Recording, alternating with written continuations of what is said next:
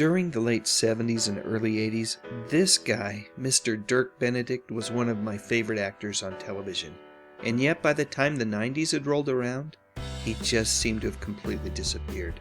These days, all it takes is a quick visit to IMDb or Wikipedia to discover that Dirk was able to find work. But those big, juicy roles like Starbuck and Faceman were no longer being offered to him. In this video, I'll share 3 reasons why I believe that Dirk Benedict was actually shunned by mainstream Hollywood. But first, let me introduce myself.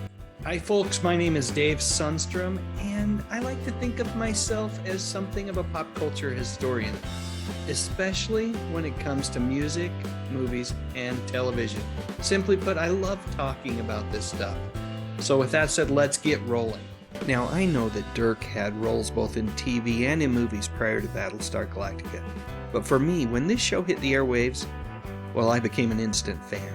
I loved everything about this epic show, which I thought in many ways was even better than Star Wars.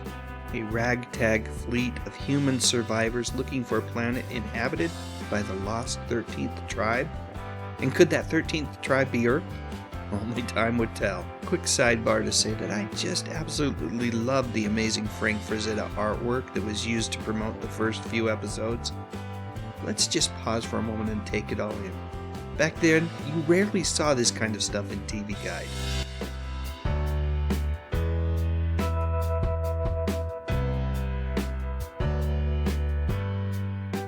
So getting back to Dirk in Battlestar Galactica, his Starbuck character was a lovable rogue, a little bit like Han Solo, Brett Maverick, Eddie Haskell, and the Fonz all mashed up into one really cool character.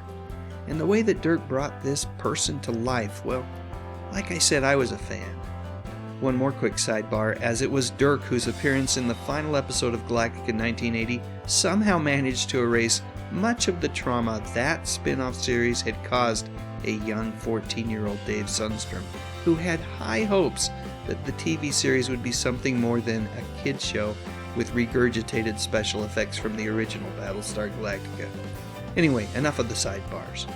And while I didn't love the A-Team as much as Battlestar Galactica, I still really enjoyed Dirk's Templeton Peck character. Yep, the Faceman was awesome. Another lovable rogue who would ultimately be a key player in saving the day each and every week on the show. So what happened? Why would the A-Team be the last time that Dirk was offered an ongoing role in a weekly television series? Well, it's my belief that 3 things played into mainstream Hollywood essentially shunning this talented actor. Reason number 1 is that somewhere along the way, the entertainment industry decided that the type of character that Dirk played best, the lovable rogue, well, they decided that type of character was no longer politically correct to include in their programs. Think about it. These characters, who were flawed but essentially good at heart, and always Mel, are seldom seen on television or in movies anymore. By the way, I used this picture with Dirk and Hollywood legend Fred Astaire because Fred played that type of character as well when he made a guest appearance on Battlestar Galactica. Now, I don't want to go into the details of the episode here, but just let me say that it's one of my favorites. Fred, by the way, contacted the Battlestar Galactica production team and asked to make an appearance on the show because he wanted to impress his grandkids. How cool is that? Reason number 2 is that Dirk wasn't your typical Hollywood celebrity when it came to his politics. Dirk was born and raised in a small town in Montana, and as such his values and political beliefs, well, they were very different than most of the folks who were key influencers in the industry. If I remember my stories correctly, in the cases of both Battlestar Galactica and the A-Team, there were network executives who expressed reservations about casting Dirk. It was only when the show's producers went to bat for him that he was able to prevail. Now let me just state for the record that while I don't discuss politics on this channel, I don't think that how someone leans politically should ever be a reason to discriminate against that person. That's all I'm going to say because I like to think of this little channel as a politics-free zone, a place where we can go to get away from all of the modern-day chaos and remember simpler times. Alright, let's move on to reason number 3. And that, my friends, is the sad reality that more than ever, Hollywood prioritizes youth and beauty over maturity and wisdom. By 1990, Dirk would have been in his mid-40s, and in the minds of many show business executives, just too darn old to consider for many of the prime roles out there. I know, it's a sad thing to say. Take a look at some of the recent reboots of classic television shows from the 70s and 80s. How old are these actors? My guess is that most of them are in their late 20s or early 30s.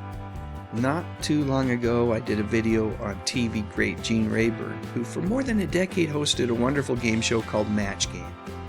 And because he was in his late 60s when a planned revival of that show was being worked on, the producers simply ignored Gene's request to be considered as a host. It was just such a shameful way to treat a legend. But that is showbiz, my friends. Out with the old and in with the new. So with all that said, no need to feel too badly for Dirk. He truly seems to be living a great life outside of the showbiz industry. He still occasionally is offered roles that suit his unique personality, but even more importantly than film and TV appearances is that he has found ways to connect with his fans through various conventions that he's invited to. Some of those appearances can be found right here on YouTube. I'd encourage you to do a search on Dirk's name. I think you'll be surprised by the many fun and informative interviews that are available for your viewing pleasure. Another recent appearance by Dirk was in a 2-hour special hosted by Knight Rider star David Hasselhoff called Battle of the 80s Supercars. And yes, along with Dirk and David, that's the one and only Eric Estrada. So what do you think? Please share your thoughts and memories in the comments section, and while you're at it, if you enjoyed this video, I would appreciate a thumbs up, and what the heck, why not consider subscribing to my YouTube channel? I talk about music, movies, and mostly TV from the 50s, 60s, 70s, and 80s. You know, the good stuff. But most importantly, and as always, thank you so much for watching.